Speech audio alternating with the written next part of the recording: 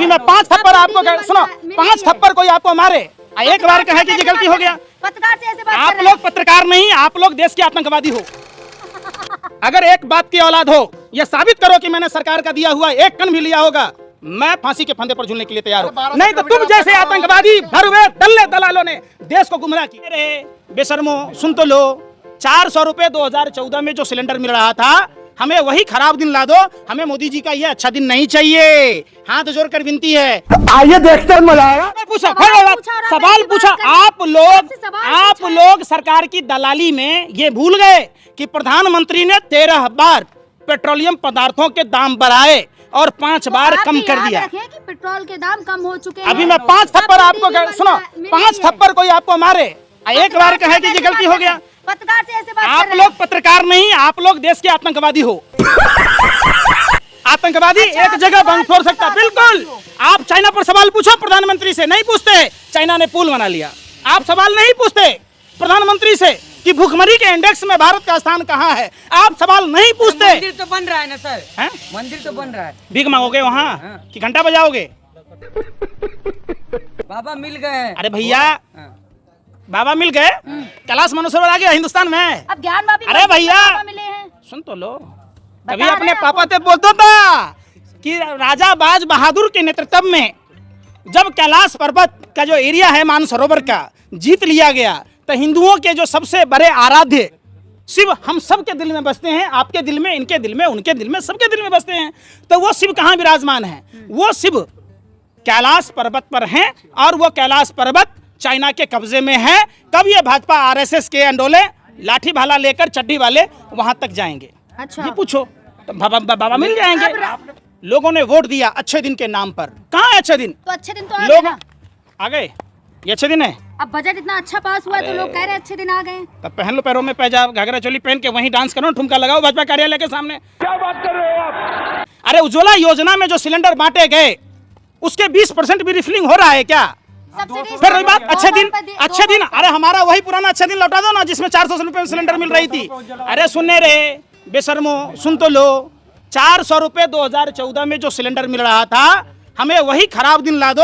हमें मोदी जी का ये अच्छा दिन नहीं चाहिए।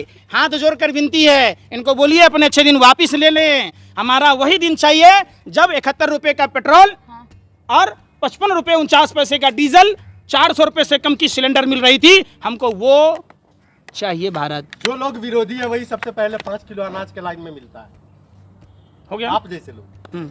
हमने राशन लिया। अगर एक बात की औलाद हो, यह साबित करो कि मैंने सरकार का दिया हुआ एक कन भी लिया होगा, मैं फांसी के फंदे पर झूलने के लिए तैयार हूं। नहीं तो तुम जैसे आतंकवादी भरवे दल्ले दलालों ने देश को गुमराह किया है। तुम जैसे दलालों ने।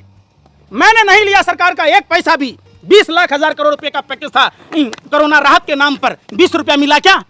दलाली करने चले हो, मुजरा खाने। मुंह का बवासीर है। अरे जो हराम का खाता है वो भाजपा का गुण गाता है। ये साफ साफ तुम्हारे चेहरे से नजर आता है कि तुम हराम खोर हो, हराम के खाने वाले लोग हो, सुभाष चंद्रा की तरह। इसलिए तुम्हें भाजपा में अच्छाई दिखती है। कैसी अपमानजनक बातें कर रहा है लड़का, ये अश्लील है ये लोना। महंगाई आज तक बेरोजगारी है कहाँ? बेरोजगारी कहाँ है? अंधे हो? अरे मोतियाबिंद की बीमारी है। आप देखा कहीं प्रदर्शन? अरे फिर मैं पूछ रहा हूँ, घर में आपके पापा की चड्डी फटी पड़ी है, हैं? वो सोच रहे 2 किलो राशन कहाँ से लाऊं? आय दत्त मोदी, आय दत्त मोदी। आप राशन नहीं लेते? आप राशन नहीं लेते? राशन तो आप भी लेते होंगे। सुन तो लो, हाँ सुन तो लो। अब बोलो, और कुछ बोलोगे? नहीं, हो गया। राशन आपके पापा ने अपने पैतृक संपत्ति बेच कर दी है क्या? तो आप भी अखिलेश। अरे सुन तो लो ना, सुनने रहे। ये मशरूम की सब्जी किसके पैसे से खा रहे? अरे भैया इतने बेशरम मत बनो। वो दिन दूर नहीं कि श्रीलंका के में जैसे हुआ ना, पत्रकारों की 3 दवाई, लात जूता और पिटाई, हिंदुस्तान में भी चालू होने वाला है। आप बताओ, मोदी जी जो मशरूम खाते हैं, उनके पिताजी ने खेत बेच के लाया था? जो 85,000 करोड़ के विशेष विमान में चल रहे, क्या उनके पिताजी ने लाया था? जो भाजपा के तमाम नेता और मंत्री ले रहे, हम दे ले हैं। वो तो देश के लिए है ना, 85,000। आप लोग एक आतंकवादी से गए गुजरे हो। आतंकवादी एक जगह बम फोड़ सकता। सवाल नहीं पूछ रहे, सवाल पूछने की आपकी औकात नहीं है। सवाल पूछो। अरे सवाल, ज्ञानवापी मस्जिद मुद्दा नहीं है, आपसे सवाल पूछूं। ज्ञानवापी मस्जिद में जो फव्वारा मिला, अरे सुन तो लो, मैं क्या अरे मैं क्या पूछ रहा हूँ, सुन तो लो। बताइए किस चीज का बना हुआ है वो? किस चीज का बना है? फिर पूछ रहा हूँ किस चीज का बना है? कंक्रीट का। कंक्रीट का। कंक्रीट किसको बोलते हैं? अरे पत्थर और सीमेंट मिला के बनता है, और क्या है? हो गया ना? हाँ। बस क्या बस जवाब आप दीजिए ना। आपको आपके धर्म का वास्ता, आपको आपके माँ बाप का वास्ता, पोर्टलैंड से सीमेंट, जो सीमेंट से कंक्रीट आप बनाने की बात कहते, ये 1824 में आविष्कार हुआ था सीमेंट का। मतलब साफ है, समझिए। 1707 में औरंगजेब की मृत्यु हुई थी और 1824 में सीमेंट बना था। इसका मतलब है कि वो फवारा है। और ठोस पत्थर का हिंदू पक्ष कह रहा है कि बाबा मिल गए, आप कह रहे फुब्बारा है। हम कौन पक्ष हैं? हम कौन पक्ष हैं? बताओ ना। आप बताए ना। तिलकधार हंस के बोले नारी या चारों काम बिगाड़ी, वही वाला बात करने चल दिए हैं। कहना क्या आपको चाह रहे हैं आप? आपको भी क्या अंजना कश्यप की तरह अपनी पति को सीबीसी में चेयरमैन बनाना है? कहना लव रही क्या कर ऐसे नहीं। पहले बात हम क्या कह रहे हैं, ठोस पत्थर में पानी के फव्वारे बन सकते हैं क्या? और पानी का फव्वारा रिपेयर होके हो सकता है। जब 1824 में पोर्टलैंड सीमेंट का आविष्कार हुआ तो 1707 में जब औरंगजेब मर गया तो ये क्या इशू है भाई? अरे सुन तो लो। अरे कौन सा सिलेबस पढ़ा रहे हो? सुनो सुनो सुनो। कभी हिजाब का मुद्दा, कभी लाउड स्पीकर का मुद्दा, कभी हनुमान चालीसा का मुद्दा। आप सभी यहाँ पर हो। हनुमान चालीसा में कितने चालीसा क्यों कहा जाता है बताओ? अरे पूछ रहा हूँ ना। हमने तो नहीं पढ़ा ना जाके। तो काहेला सवाल पूछते हो? काहेला पत्रकारिता टलते हो? अरे मैंने सुन रहे। अरे बेशर्मो सत्ता के दलालो भरवो। मैं पूछता हूँ चालीसा नाम क्यों पड़ा? मैं पूछ रहा हूँ चालीसा नाम क्यों पड़ा? वो तो आप क्यों पढ़ा? बताएंगे। आप हिंदू पक्ष है ना। तुम यहाँ खाली मुझे लगाओ ऐसे ठुमका लगाओ मोदी जी के रोटी खा के कुत्ता की तरह पूछ हिलाओ। कहना क्या चाह रहे हैं भाई आप? सवाल पूछो तो फिर सवाल पूछो। सवाल पूछो ना कि चाइना ने पुल कैसे बनाया है? पूछने की औकात? अरे भैया मैं पूछता हूँ, आपकी औकात है ये पूछने की? पत्रकार से कह रहे हैं हिंदुस्तान औकात है? पत्रकार से कह रहे हैं औकात है या नहीं है? पत्रकार हो तो भगवान के भाई हो। पत्रकार आप की लोग बात गैंगस्टर हो, आतंकवादी हो। आप सवाल नहीं पूछते मोदी जी से कि हिंदुस्तान जिंक कैसे बिका। आप सवाल नहीं पूछते। डंका बजता जापान गए तो हैं आप? जाओ ना, बजे ना क्या? जापान का छोटा बच्चा जमान हिंदी के में बात कर रहा है, गर्व सुन की ही नहीं बात है रहे। ये। ये घर में जो ये मदारी का खेल खेलते हो ना आप लोग, किराए का ऑडियंस और है, आप किराए डांस करके का। दिखाएं। सुन तो लो, डांस मत करो। अब डांस करने में अच्छे आप नहीं करके लगते। दिखा रहे सुन थे। लो, मैं जो कह रहा हूँ, देश की इतनी दुर्दशा क्यों हुई? जब सीनियर सिटीजन के पैसों से इतने करोड़ों हजारों करोड़ रुपए की बचत हुई, जो ट्रेन के टिकटों में दाम बढ़ा दिए गए, जो महंगाई बढ़ाई गई, देश में सब कुछ ईमानदारी से चल रहा है, तो वो सब पैसे कहाँ जा रहे हैं? ये धरती लिल रही है, आसमान लिल रहा है। आप वो बात विकास नहीं। में लग रहे हैं। कौन सा विकास हुआ? विकास में लग यही रहे कि हैं। भारतीय रेल बेच दिया गया, विकास है ये? अब जो चीज़ LIC बेच दी गई, ये विकास है? ये हिंदुस्तान जिंक बेच दिया गया, ये विकास है? आप उस पर नागिन डांस कर रहे थे आप आर्यन खान के मामले पर, और आर्यन खान बरी हुआ, KP घोसावी और भानुशाली सब मिलकर उसको फंसाने की कोशिश की। कोडियल क्रूज जहाज के मामले में आप उस पर नहीं बात करते। आप उस पर बात नहीं करते कि अडानी के पोर्ट पर हेरोइन का पकड़ा जाना।